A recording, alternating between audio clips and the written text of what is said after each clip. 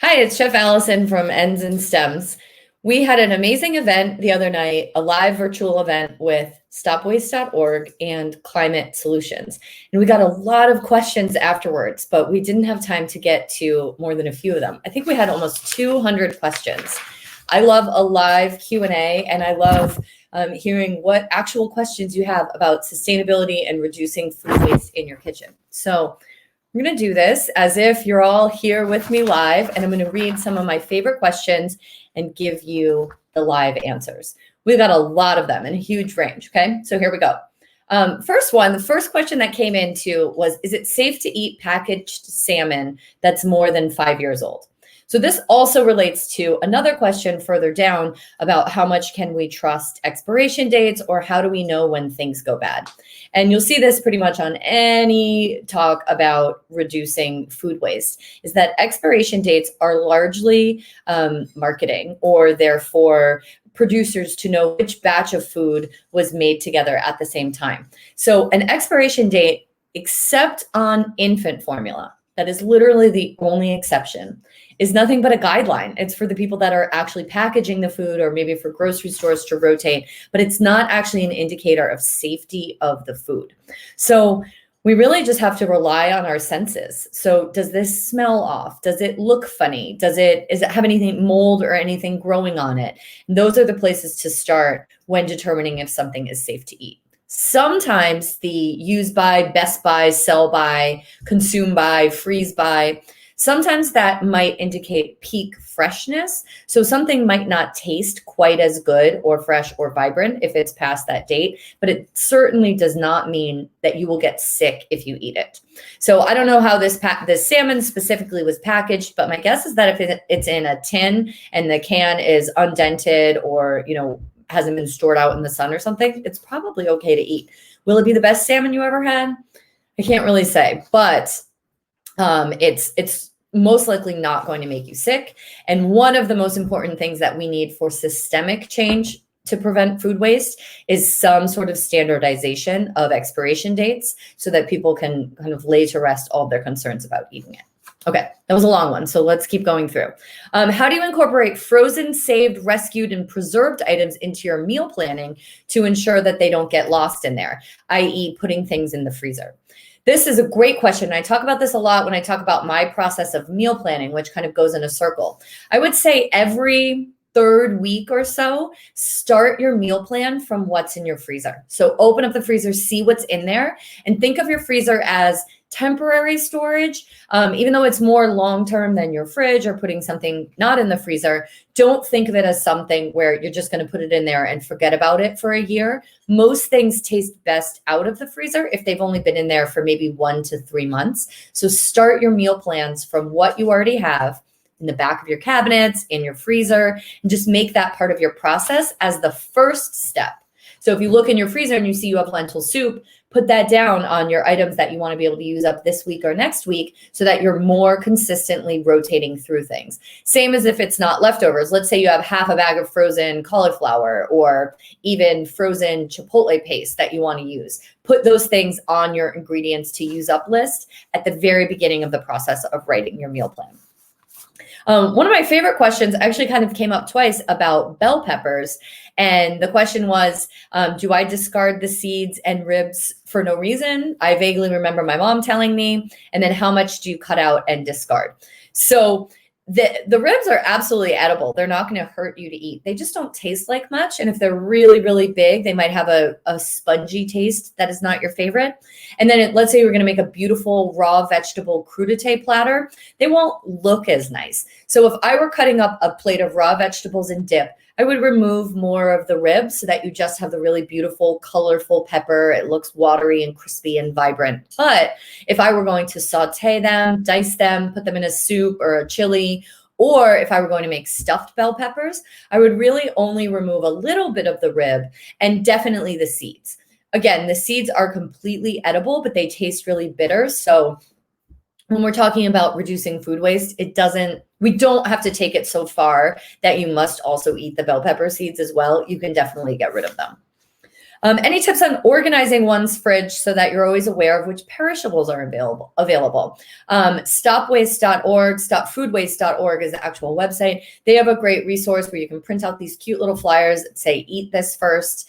And whether you print out the flyer or label it with tape or just make a basket that goes in the front of your fridge, make sure everyone in your household knows that, hey, this is where you look first, and have set up a flow so that things cycle in and out more easily. If you have young kids or folks who just aren't on the same page as you and they don't care to help in this process, then make it harder for them to reach the things that are newer. So this is called FIFO, or first in, first out. So let's say you have 2 containers of milk, or you have 5 containers of yogurt. Move the older ones to the front and put the newer ones behind it. And you can do the same with produce rotation and stuff too.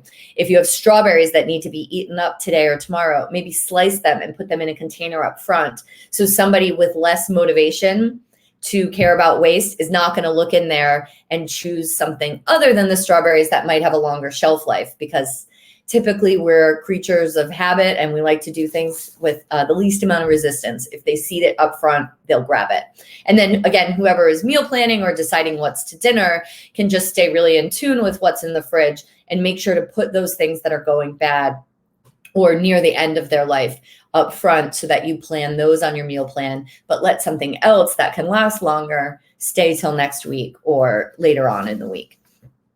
Let's see. Favorite reusable containers for bulk food shopping is a way to reduce plastic. So I use bags for the most part if I go bulk shopping. I've seen lots of people, and I've considered being somebody who shows up with all of my jars and they look amazing. But honestly, the glass jars are pretty heavy. I live in the city. I might have to walk.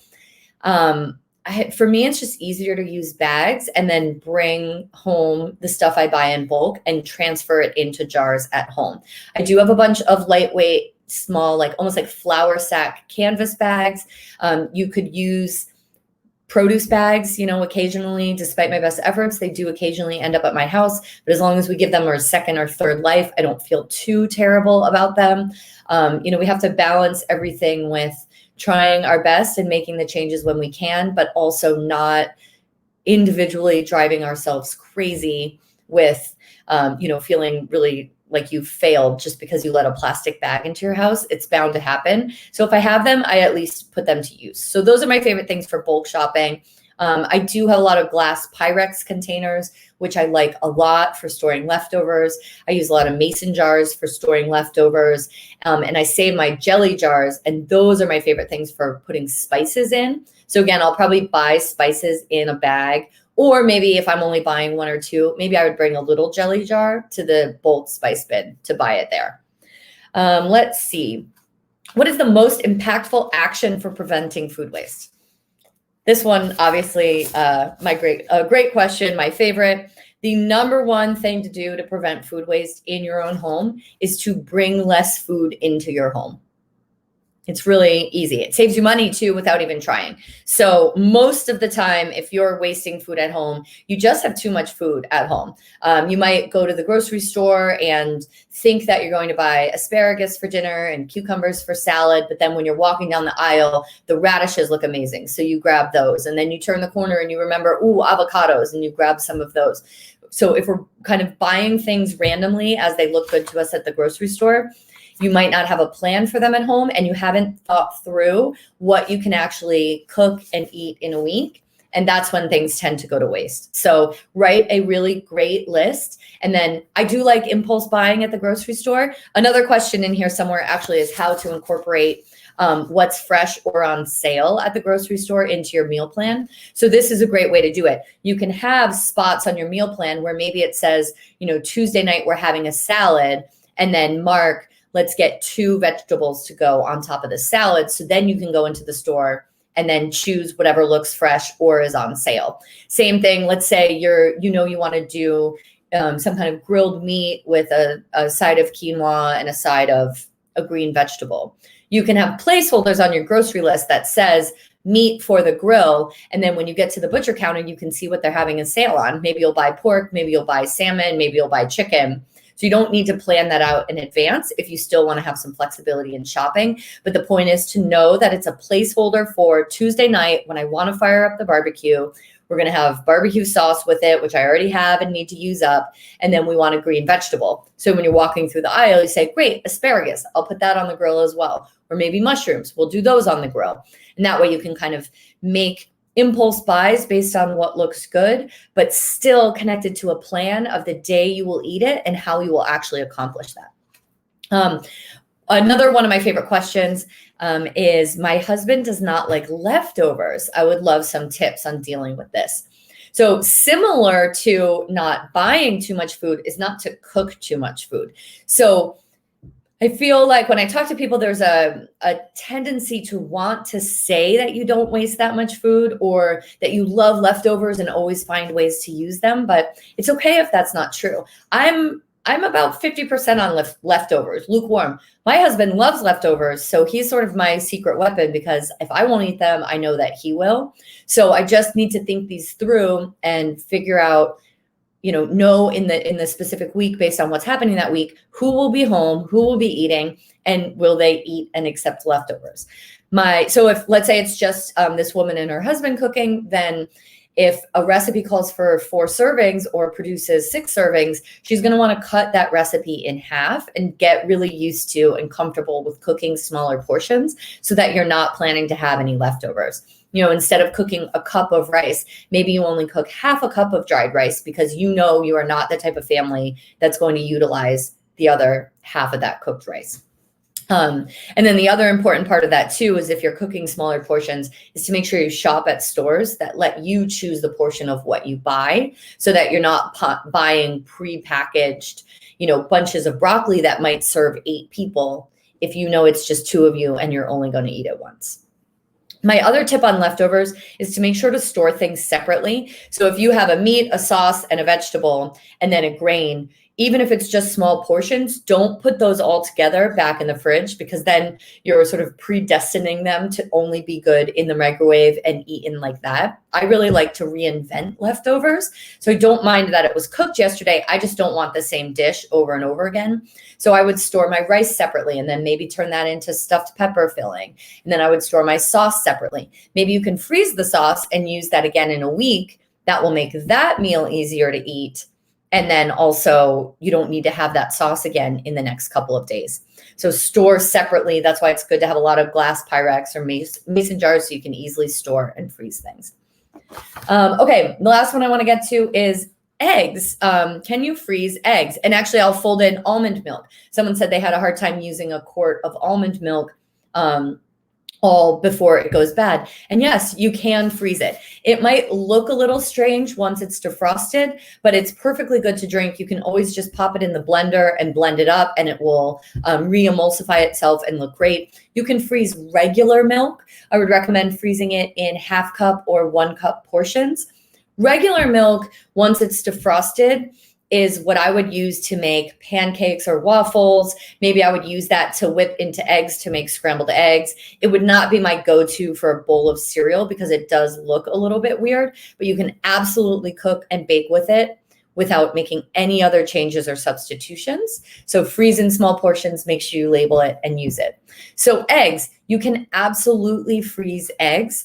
The way that this comes up most for me is if I have a dish that calls for a lot of whites or a lot of yolks, and I don't feel like making the dish with the other part of the egg at that time. So that might be meringue icing for cakes that uses a lot of whites. I do have one cake recipe that uses a lot of yolks, and then it's just unbalanced and I don't have them the same. So if you are separating and freezing only one part or the other part, then you do have to do one tiny thing. For the yolks, you want to stir them and whisk them together. Make sure you know how many you put in there. I would recommend maybe doing 2 at a time, maybe even just 1 at a time, and add a tiny pinch of either salt or sugar. This helps the chemical composition of the yolk so that when you defrost it, it does not become, it kind of becomes like weirdly gummy if you freeze it with nothing in there. And the salt and the sugar just allows it to kind of keep its flow. Just a tiny pinch, like literally, pinch with your fingers, drop it in there, stir it up, and then label how many yolks were in there, because otherwise they will be really hard to use later. And try to figure out what you'll use them for. Do you think you'll use the yolks to make from scratch pudding? Then put sugar in them. If you probably just end up using them in a frittata or maybe a French toast filling, then you could put a pinch of salt. Actually, for French toast, I guess you could do sugar too. But try to figure out and then write on there whether this was salt or sugar so that you know how to use the yolks later. The egg whites, you don't really need to do anything with. You can kind of just lightly whisk them and put them aside. They will not be the best egg whites for meringues where you really need a lot of fluff. But the egg whites would be perfectly good for scrambles. You could add them into frittatas. And they're also probably not the type of whites that you would want to eat raw. So I would not maybe put them in a cocktail or any preparation where you might end up with raw egg yolks. And then finally, obviously, the third part, can you freeze a whole egg? You absolutely can, but not in the shell. So you'll just want to crack it out of the shell and then mix the yolk and the white together. So just like loosely whipped together, label how many eggs are in there so you know what to do with them. And then you can freeze it and defrost it and use it in the same way that you would use regular whole eggs. Eggs in general last far beyond their expiration date. I even tried one time to make an egg expire and I got bored of the experiment before I could make it expire. Most commercial eggs are fresh for a very long time.